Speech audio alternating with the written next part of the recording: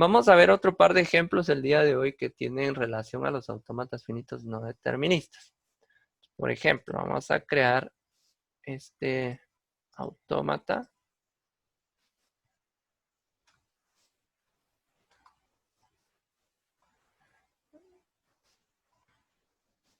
Vamos a crearlo acá.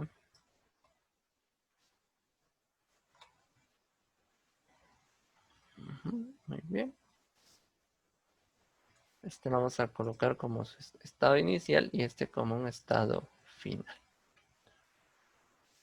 Algo que debemos tomar en consideración cuando estamos trabajando con la parte de autómatas finitos no deterministas es que un autómata finito no determinista tiene dentro de sus características aquella donde con una misma variable de entrada yo puedo ir a varios estados, ¿verdad? Entonces eso debo tomarlo en consideración. Y gracias a que yo puedo tomar diferentes rutas o caminos, en este caso, con una de las rutas que llegue al estado de aceptación, esa cadena va a ser válida, mientras que con un autómata finito deterministas, solo voy a tener una única ruta a seguir y obligatoriamente debo llegar al estado de aceptación para que reconozca esa cadena de entrada. En cambio, con los no deterministas, yo puedo tener, si ustedes ya se dieron cuenta, trabajando ya sea con el análisis de hilos o con la función de transición extendida, yo voy a tener varias rutas que seguir y varias de ellas no llegan al estado de aceptación. Y si alguna de ellas llegara al estado de aceptación, pues esa cadena va a ser válida gracias a esa ruta. Otra cuestión que debo tomar en cuenta a la hora de estar trabajando con los autómatas finitos no deterministas es que los autómatas finitos no deterministas aceptan el espacio vacío.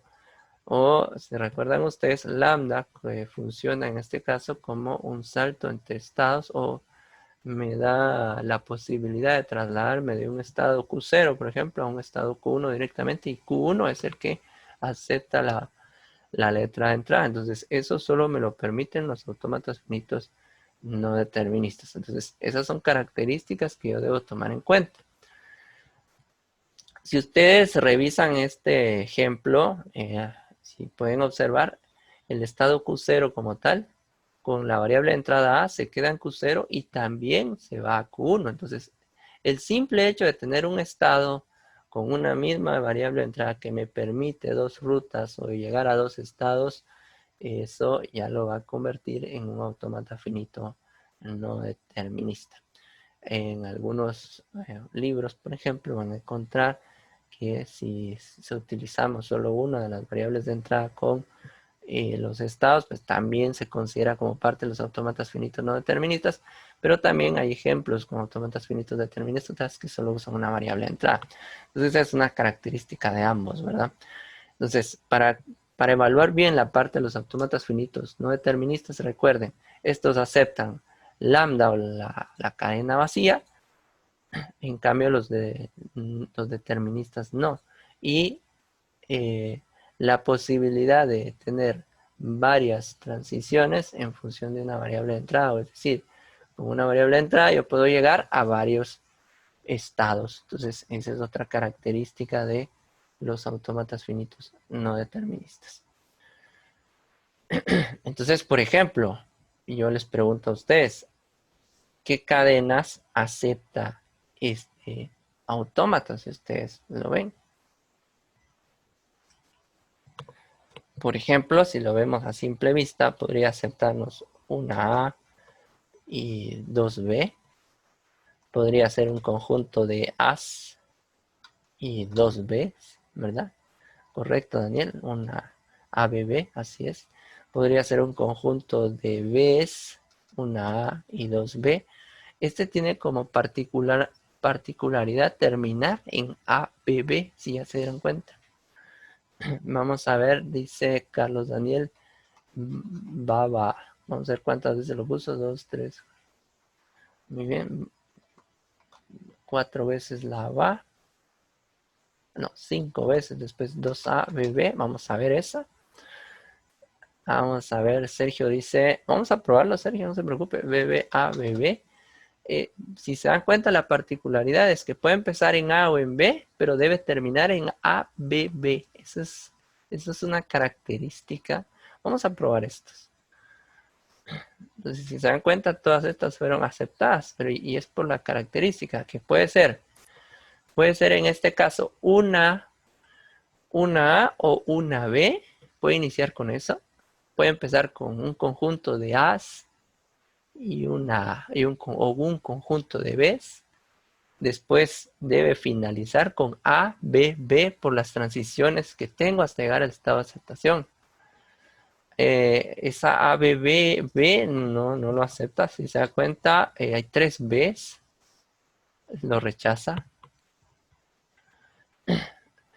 Sí, prácticamente, pero no necesariamente solo en BB debe haber una A. Por ejemplo, si yo coloco BB como tal, eso lo va a rechazar.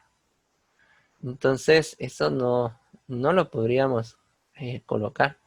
Entonces, por ejemplo, obligatoriamente debe ser ABB el final, porque miren, pues solo por medio de una A puede trasladarse el estado Q0 a Q1. Si no paso por este estado, lo que va a pasar ahí es que no va a llegar al estado de aceptación. Este sí es un autómata finito no determinista que puede tener 2 rutas, pero hay un punto en el que necesariamente debe tener una A y luego 2 Bs para ser aceptados. Ahora, si yo modifico esto, si yo vengo y modifico esto de acá, esta transición, y le coloco el lambda, ¿qué pasa? Pues resulta que ahí me está diciendo que puedo trasladarme desde si empiezo con B, puedo hacer mi transición directa al estado Q1 y entonces ya me va a aceptar otras cadenas. Entonces miren qué pasa, ahí sí ya me aceptó la BB que me indicaban ustedes. Pero gracias a este lambda que me permite hacer una transición directa entre Q0 y Q1 y a Q1 agregarle la variable de entrada. O podríamos decir que lambda es el que me permite generar un salto entre estados. Eso es lo que está haciendo. Entonces ahí ya me acepta esta BB, ¿verdad? O alguien más me escribía ahí. O el de 3B también ya lo acepta. Y es gracias a esa transición que está ahí de más, ¿verdad? Entonces, esas son algunas características que nosotros debemos ir evaluando. El papel que juega ese lambda en los autómatas finitos no deterministas. Es importante que nosotros lo aprendamos a aplicar correctamente. Eso nos va a dar múltiples posibilidades. Bueno, ¿qué pasa con este, por ejemplo? Pues resulta que yo puedo venir y generar en este caso, en base a este diagramita, mi función de transición extendida. Eso es lo que puedo trabajar con esto. Pero debo considerar lo siguiente, ¿verdad? Ahí para poder trabajar con la función de transición extendida, yo debo ingresar una o varias cadenas de entrada y hacer la evaluación de las rutas que va a seguir. Pero, por ejemplo, si yo lo quiero ver como una expresión o un lenguaje, en este caso regular, esto quedaría de esta manera. Miren, pues, me acepta, en este caso, me va a aceptar varias, podríamos colocarlo de esta manera, asterisco, esto, A y B asterisco, ¿sí? Esto me lo va a aceptar. Solo le voy a agregar, le vamos a agregar aquí los paréntesis respectivos. ¿Por qué es asterisco? Porque de cierta manera puede ser una A o puede ser en este caso, puede ser una B o ninguna B, porque con la A que tengo del estado 0 al estado 1, o Q0 al estado Q1, hay una A y esa es la que me permite terminar, es esta. Entonces, esta sería prácticamente la expresión que estaríamos trabajando nosotros con ese autómata finito no determinista o no determinista, por ejemplo. Entonces, acá si se dan cuenta, este asterisco me permite definir que puede ser 0, una o muchas A, o puede ser 0, una o muchas B, o realmente ninguna de las dos, y simplemente ir con A, B, B. Por eso es que la finalización, como les decía, debe ser A, B, B para que pueda llegar al estado de aceptación. Y eso es algo que debemos tomar en cuenta. Entonces, ¿qué sucede ahí? Yo les explicaba anteriormente que prácticamente yo puedo tener una quíntupla para un autómata finito no determinista donde esté mi conjunto de estados. Entonces aquí yo puedo tener, por ejemplo, Q, y Q va a ser igual a el conjunto de estados. Q0, Q1, Q2 y Q3, por poner el dato. Solo que aquí borré la... Entonces vamos a colocarle la Q mayúscula y ahí ya tendríamos nuestros estados prácticamente, o mi conjunto de estados. Tenemos el alfabeto, lo voy a escribir así. Y el alfabeto, en lugar de usar sigma, ¿verdad? El alfabeto como tal, pues representa en este caso los ceros y los unos. Y tenemos nuestras funciones de transición con las que vamos a trabajar en un momento. Y tenemos en este caso mi estado inicial, ¿verdad? El estado inicial en este caso, pues yo ya sé que es Q0. Y el estado final o de aceptación, este va a ser Q3. Entonces esos son los elementos que yo tengo ahí. Y hacíamos un análisis. Vamos a ver, por ejemplo, nosotros dentro de los diferentes recorridos planteamos varias de estas. Si lo vuelvo a recorrer, pues tengo, si se dan cuenta, varias cadenas con las que podemos trabajar. Y resulta que podríamos trabajar, por ejemplo, con esta que tiene 4 Bs, 5 Bs, perdón, y la ABB. Podríamos hacer el análisis con esto. Entonces aquí hay dos cosas. Podemos trabajar con el análisis. Esta va a ser mi cadena W. Vamos a poner así. 1, 2, 5 Bs, A, B y B. Entonces podemos nosotros venir y trabajar con el análisis de hilos o con este de la función de transición extendida. Delta es el símbolo que usa para la función de transición, pero voy a utilizar la D para que sea más fácil. Por ejemplo, ¿dónde inicio? En Q0. Estando en Q0, ingresando a la primera variable, que es B, ¿a dónde me lleva? Entonces, esto es lo que yo debo empezar a analizar. Aquí estoy en este momento. Acá es el inicio de todo.